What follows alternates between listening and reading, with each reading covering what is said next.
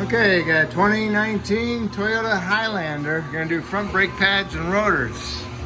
Alright. So all you want to do is jack it up and support it properly. Remove your front tires. Those are a 21 millimeter on the lug nuts.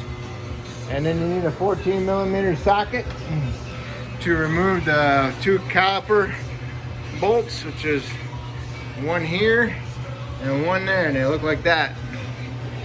14 millimeter head, okay? You get yourself a flat blade screwdriver, decent sized one. Then you want to get right about right here, and you want to push on your screwdriver. That'll help push your pistons in. You can do the top and do the bottom. Do it on that ledge right here. Do not come close to your abundant clips or your hardware, because you might need them, because your brake pads might not come with them. So always try to get the ones that do come with them. All right. So when you get done doing that, pushing your pistons in, then you can remove your caliper a little bit more easier. Okay. Be careful, there's some spring clips in there. What you want to do is you want to flip your caliper over to the other side.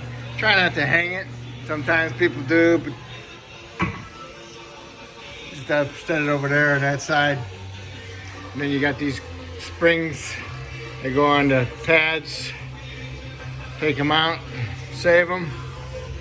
Sometimes your pads don't come with them, so you're going to need them. If yours are no good and not strong anymore, then just go ahead and try to find a hardware kit.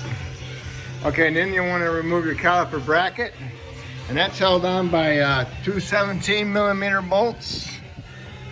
There's one here, and there's one down below, right here.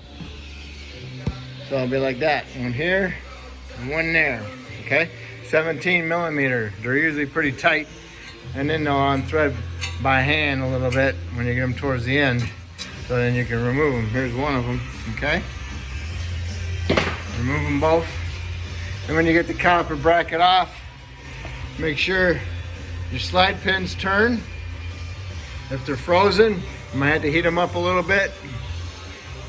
But if they're frozen in there pretty good, then you might as well replace the caliper bracket itself. And you might as well get a caliper with it.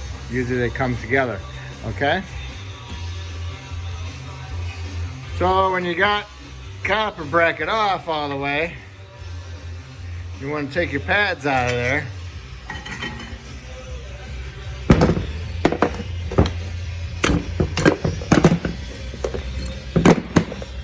And you want to remove your hardware.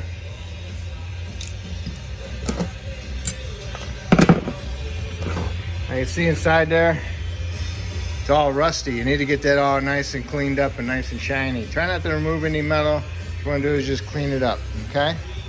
And if your slides are free, pull the slide pins out from off the bolt. The boot here, boot gets frozen on there with the corrosion, so I just twist and pull it off, and then you want to clean these up and then put some new Sil Glide on them and then push them in there. You don't want to fill this bracket up with Sil Glide. You'll never push your pin back in, okay? So that's what we're going to do next. Okay, you got your pads. Save that clip if you don't get it in your hardware. This is your anti-rattle clip. It keeps it from slopping around when you hit the brakes. It goes click. Okay? Helps keep the pad from moving up and down in the bracket. Alright? So save those clips. Alright, and then you want to clean up your bracket. Clean it up. Then you want to paint it. Okay, put some paint on it. Then you clean out your slides, pins. And you want to put some Sil Glide on or some purple brake lube.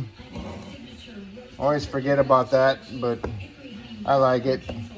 And make sure that your groove is clean. If your groove isn't clean on your pins, get a razor, a hacksaw blade, and just clean them up with that. That works pretty good. Make sure you put some lube in there so it can get on that boot when you install it. Okay? And if you forget, which way this one goes, it goes on the bottom on this model, okay? Okay, while you're letting your paint dry in your caliper bracket, you need to get your rotor off. If your rotor is frozen on there, spray with some penetrant, let it soak. You get yourself a decent sized sludge, and you want to hit it in between the studs. If you're not that good of a swinger and you're replacing the rotor, then it's go ahead and fine. See that? Perfect. You might want to put a lug nut on it just to keep it from falling off and landing on your foot or something like that. Okay? So now you get this off, you need to clean the hub up. I'll show you as soon as I get it off. And right here is your heart quality of your brake job. If this isn't clean, this will give you a brake pulsation or a wobble when braking, okay? Because you got high and low spots because of the rust, so you need to clean it up. Try not to remove any metal, but get it cleaned up, get it nice and shiny, okay? Very important. All right, get your hub nice and clean. And then after you get that done, then you need to get some anti-seize. Put a light film anti-seize underneath there. Cover that whole surface to help prevent it from rusting up again. So you don't have to have it clean it up so bad. Okay? And then when you get your new rotors, you want to clean them with soap and water or a degreaser. I like using glass cleaner. And just make sure you wipe your rotor surfaces down clean, get that shipping oil off of them. And when you put the rotor on there, I'll use a pair of vice grips to hold the rotor, keep it from falling off and keeping it nice and straight. So when I put my bracket on, it doesn't move around on me, okay? All right, now you need to push your pistons in the rest of the way and your calipers. All right, make sure your line is not pinched, you know, at an extreme to restrict the return flow of the brake fluid, okay? You can use a C-clamp and an old pad and come through this ways with it and squeeze it together. You can't go through here because it's a dual piston. If it was a single piston, you can come straight through. But this is dual piston, so you gotta come on this side, okay? An old pad in here and a C-clamp. You can use a C-clamp, squeeze them together. I like this ratchet one, picked that up, got it from Amazon, pretty awesome, I like it, okay? Okay, might wanna pry the little anti-rattle clip off on the back side. Try not to break them, bend that little clip that holds it on there.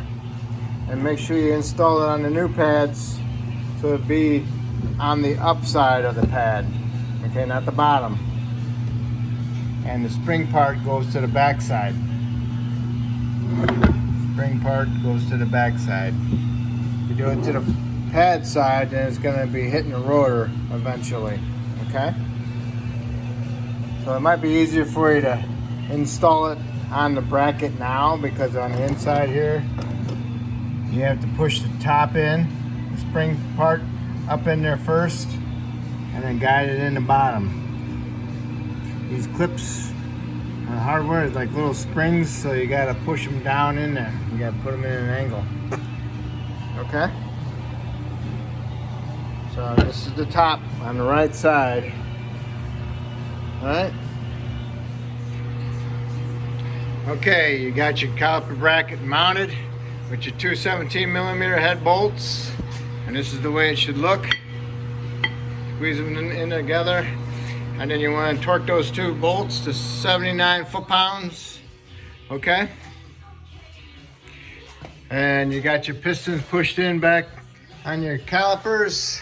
Now you need to install your little springs, and when you get them in there, you need to hold it together like that, and then feed your caliper over with your other hand and put it on there and get your other two caliper bolts started.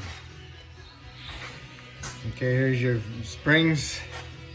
What I mean by you gotta squeeze the pads together. okay? Okay, you got the caliper in there. You might have to push the slide pins in to get your caliper past them, so beware of that. When you're trying to get the bottom in and you can't see it, you gotta push this in so you can misses the caliper where that goes, okay? So now you can put your caliper bolts in, and you want to torque those to 22 foot-pounds, okay? The 14 millimeter head ones, 22 foot-pounds. And then make sure that your brake line is not twisted. Make sure it's nice and clean, doesn't have a twist in it. And there you go. Then you can remove your vice grips. I don't have them on there very tight, just enough to hold the rotor from moving. Okay. Now you can put your tires on. You can torque your lug nuts to 100 foot-pounds and do the other side exactly the same way. And when you're completely done, you want to lower the vehicle down and you want to pump your brake pedal up so you have a good firm pedal. You want to do that so you're pushing the pistons back in to take up that clearance in there. Because if you don't do that and you go put it in drive or reverse, you're not going to have any brakes until them pistons come back and hit the pad. So make sure you got a good brake pedal before you proceed and put it in drive or reverse, okay? And that completes your front brake job. If I helped you out with this video, that's awesome. If you could help me out by subscribing, I appreciate it. If you already did, and I want to thank you. All right.